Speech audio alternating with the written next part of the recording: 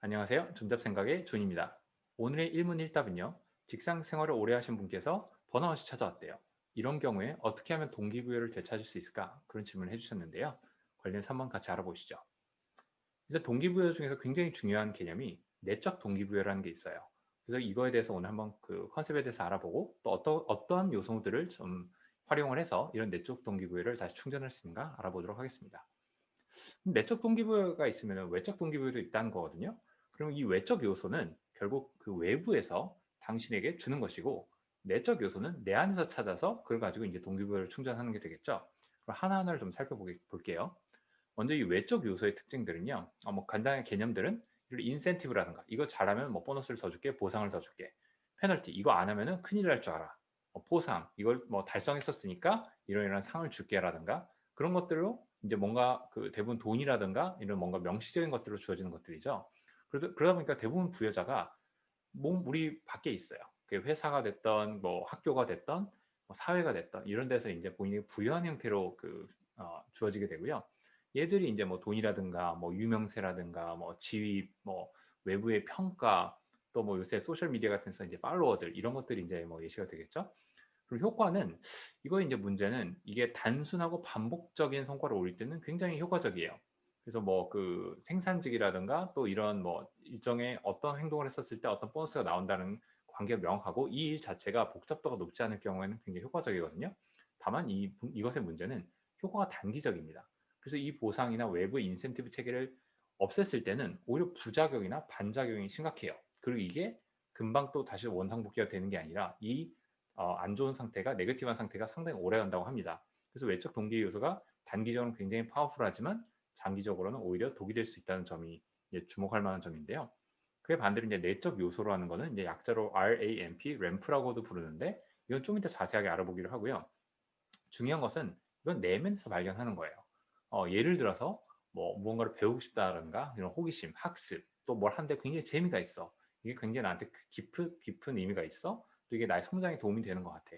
이런 것들이 이제 사람들이 이제 내적 동기부여를 찾기 시작을 하죠. 그래서 이런 것들이 이제 효과가 복잡하거나 장기적인 성과 혹은 성장에 굉장히 좀 도움이 되고요. 또 효과가 대부분 길어요. 그리고 평생 가기도 해요. 왜냐하면 이것은 본인의 내면에 대한 성찰과 본인의 성향, 또 경험에서 비롯되는 것들이 많다 보니까 이런 것들이 이제 한번 발견을 할 수 있으면은 어느 정도 장기적인 효과를 가져갈 수가 있고요. 그리고 이게 똑같은 사람이라 하더라도 외적 요소가 주어졌을 때 대비 내적 동기부여가 충만할 때는 훨씬 더 사람들이 이게 성과가 초월적으로 나온다고 합니다. 약간 다른 예인데 예전에 시카고였나요? 어디서 이제 아이들 그 유치원생들을 가지고 한 실험이 있었는데 두 반으로 나눠요. 두 반에게 다 퍼즐을 주고 선생님이 이렇게 얘기를 하죠. 한쪽 반에다가는 얘들아 나 잠깐 나갔다 올 테니까 이거 너희들 과제야. 내가 오기 전까지 이 과제 퍼즐을 다 풀어놔 하고 선생님이 갑니다. 다른 반에는 선생님이 잠깐 나갔다 와야 되는데 너희 그동안 이거 하고 재밌게 놀고 있을래? 똑같은 퍼즐을 주고 나갔다 와요. 예, 그리고 30분, 1시간 있다 돌아오면요. 첫 번째 반 아이들은 울고 있죠. 퍼즐 하기 싫어요. 숙제하기 싫어요. 하고 집에 가고 싶어요. 울고 있고 두 번째 아이들은 퍼즐 너무 재밌게 하는데 선생님 벌써 왔어요? 좀만 더 놀다 가면 안 돼요? 라고 한다는 거죠. 결국 어떤 형태의 똑같은 문제나 상황에 대해서도 본인이 이거를 어디서 동기부여를 찾는가에 따라서 굉장히 그 효과가 극명하게 나뉘는 사례가 있습니다. 그래서 이게 다시 한번 좀 정리를 해보면은 외적은 결국 외부에서 나에게 주어지는 것들, 뭐 유명세, 돈, 뭐 명예, 팔로우 이런 거고 내적은 내 안에 있는 호기심, 내 안에서 이제 에너지를 찾아 나가는 것들인데 이 중에서 이제 오늘의 화두인 그 램프, 내적 동기부여 요소에 대해서 좀 볼게요. 이건 크게 이제 Relatedness, Autonomy, Mastery, Purpose의 약자인데요. 원래 다니엘 핑크의 드라이브라는 책에서 이제 뒤에 있는 AMP 세 글자만 나오는데 제가 아는 그 15라는 회사의 이제 대표가 R이란 개념을 합쳐가지고 이걸 좀 더 완성을 시킨 것 같습니다. 첫 번째 Relatedness는 관계성인데요. 사람들의 이 관계에서 오는 그 충만감과 소속감, 그리고 Autonomy는 자율성, 자기가 자기 주도적으로 일을 의사결정하고 추진할 수 있는 환경 혹은 그 역량, 태도가 있는가, 태도가 상황이 되는가. 세 번째가 마스터리, 숙련이죠. 학습과 성장, 이렇게 본인 스스로 더 나아지고 발전하는 모습에서 오는 몰입감. 네 번째가 이제 목적, purpose인데요. 이게 의미가 있고, 의미가 있는 일을 하고 있고, 의미가 있는 조직이 함께하고 있고, 나의 인생 자체에서 충분한 의미가 있다라는 것들을 찾아 나가는 과정인데요. 이거 하나하나를요, 건물의 그 기둥이라고 보시면 될 것 같아요. 그러면은 기둥 하나 흔들리면 어떻게 돼요? 집이 균형을 잃기 시작하겠죠. 기둥 두 개를 잃으면요, 그럼 집이 무너질 가능성이 굉장히 높을 거잖아요. 그래서 이게 실제로 사람들이 직장 생활에서 똑같이 나타나게 되는데요. 그래서 가끔 자기 자신에게 이렇게 물어봐 주면 좋아요. 본인 스스로 이제 동기부여가 요새 좀 떨어진다고 생각을 했었을 때, 아, 과연 저 RAMP 네 가지 요소 중에서 어떤 게 부족해진 걸까? 예를 들어 회사에서 대기업 생활을 하는데 너무 답답해요. 뭘 하려 했더니 결제받을 것도 너무 많고 승인받을 것도 많고 예산도 없다 그러고 하다 보면 갑갑하잖아요. 그럴 때 뭐겠어요? 주로 자율성이 많이 떨어지는 거겠죠. 혹은 직장 생활을 내가 오래 했는데 한 3년, 5년 했는데 비슷한 일만 계속하고 있어요. 일은 이제 정말 잘하겠는데 더 이상 발전이 없는 것 같아. 마스터리가 떨어진 거겠죠. 제가 뭐 예를 들어 뭐 도박 산업에서 일을 하고 있는데 돈은 굉장히 잘 벌고 좋은데 하다 보니까 나가 보니까 손님들 중에서 이제 뭐 정말 거기서 피폐해서 가정을 뭐 황폐하게 된 사람도 있고 할 경우에는 어떻게 보면 의미를 좀 더 잃어서 아, 돈을 버는 건 좋은데 이건 정말 더 이상 하고 싶지 않다 이런 생각이 들 수도 있잖아요. 그래서 이런 네 가지 그런 관점에서 좀 보면 좋고요. 이게 또 한 가지 유용한 게 본인이 이제 매니저인 경우, 피플 매니저인 경우에는 다른 팀원들이 이제 동기부여가 떨어지는 것들이 보일 수가 있잖아요.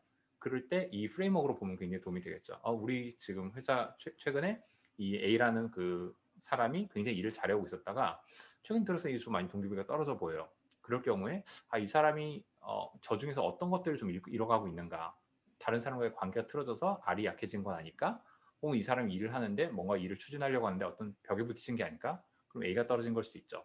그래서 여기서 굉장히 중요한 게 이런 기둥들이 이제 그 약해지면 약해질수록 정말 두 개, 세 개만 떨어져도요. 이 사람은 곧 두세 달 안에 회사를 그만둘 가능성이 굉장히 높아요. 그래서 이런 것들 이제 예의주시해서 보시면 좋고요.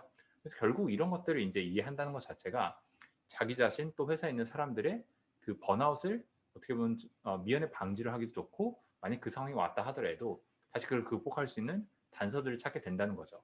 그리고 한 가지 팁을 드리자면은 스타트업에서는 정말 많은 경우 오토노미가 줄어들 때 사람들이 번아웃이 먼저 찾아오는 경우가 많아요.